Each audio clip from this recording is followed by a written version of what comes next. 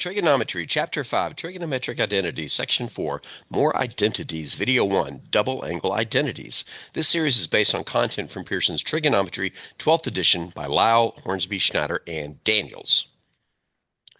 In the previous section, we derived the sum and difference identities for sine, cosine, and tangent. You see them listed here.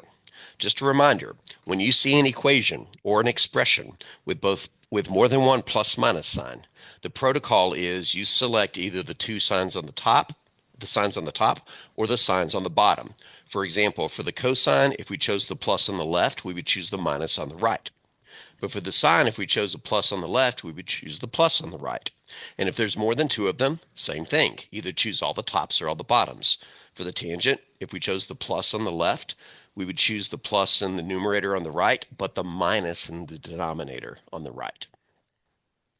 In this section, we derive several more categories of identities: double angle identities, power-reducing identities, product to sum identities, sum to product identities, half-angle identities. We will also apply these identities. In this video, we derive the double angle identities.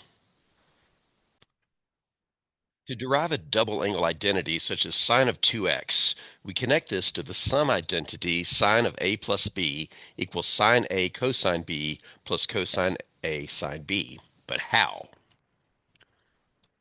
Oops.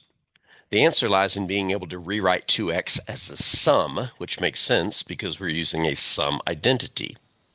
Specifically, since 2x equals x plus x, we can rewrite sine of 2x as sine of x plus x and apply the sine sum identity. So basically, in the identity up here, all the a's and b's just become x's. It would look like this. Sine of 2x equals sine of x plus x. That's just algebra. But that's equal to sine x cosine x plus cosine x sine x using the sine sum identity. Again, we would just go back to this and change all the a's and b's to x's, and it would look like this. Now you notice that these are like terms, but just to be real nitpicky, they're not in the same order. So if we reverse the order of the second product using the commutative property of multiplication, we have sine x cosine x plus sine x cosine x, which are like terms and combine to give 2 sine x cosine x with just a little bit of algebra. Therefore, your first double angle identity is sine of 2x equals 2 sine x cosine x. This is the sine double angle identity. To build a cosine double angle identity, we repeat the process. Cosine of 2x equals cosine of x plus x. That's just a little bit of algebra. Apply the cosine sum identity to get cosine x minus sine x sine x. And we can rewrite that using exponents as cosine squared x minus sine squared x, just a little bit of algebra. Therefore, cosine of 2x equals cosine squared of x minus sine squared of x. But this is only one of the cosine double angle identities. There are actually 3. Before we find the other cosine double angle identities, it is worth mentioning that this looks like a Pythagorean identity, but it's not. It would need a plus in the middle, and then it would equal 1. However, we can use a Pythagorean identity to derive alternate versions of the cosine double angle identity. We should know that sine squared of x plus cosine squared of x is equal to 1. Solving this for either sine squared or cosine squared gives us the means to rewrite our current identity in terms of a single trig function. This is why cosine double angle has 3 versions. One that you see here, one that only involves cosines, and one that only involves sines. That will be useful later. Now, the 2 variations of this Pythagorean identity we will use are sine squared of x equals 1 minus cosine squared of x, and cosine squared of x equals 1 minus sine squared of x.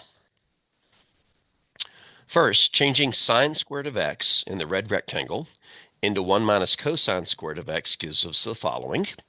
Notice we put parentheses around the 1 minus cosine squared of x because the sine squared of x it was replacing was preceded with a minus. If we distribute the negative and combine like terms, we'll get the second one. The 1 will become negative.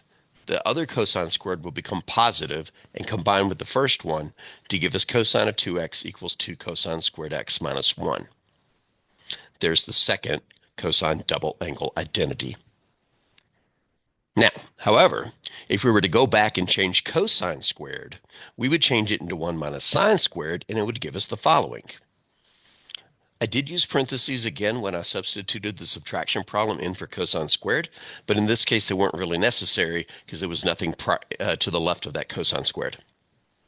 If we combine like terms, we would combine the two minus sine squareds to get minus 2 sine squared x, giving us our second, actually it's our third, cosine double angle identity, cosine 2x equals 1 minus 2 sine squared x. Thus, we have three cosine double angle identities. Those, along with the sine double angle identity, are listed below. Now, when do you use which cosine double angle identity? It all depends upon which would be most beneficial in the moment. We'll see that in future videos. As for tangent, we follow the same protocol by writing 2x as x plus x. So, tangent of 2x equals tangent of x plus x, just algebra. Using the tangent sum formula, by changing all the a's and b's to x's, we get tangent x plus tangent x over 1 minus tangent x times tangent x. And with a little bit of algebraic cleanup, we get 2 tangent x on top and 1 minus tangent squared x on bottom. And that would be our tangent double angle formula. And here's all of them. Now, there is no, now you try for this video. Just learn these double angle identities. Whether or not you need to memorize them depends upon your individual professor. My advice is memorize them. There are some identities I strongly recommend memorizing, and some I just recommend looking up when you need them. But these by far are very, very useful to memorize. And that is the end of this video.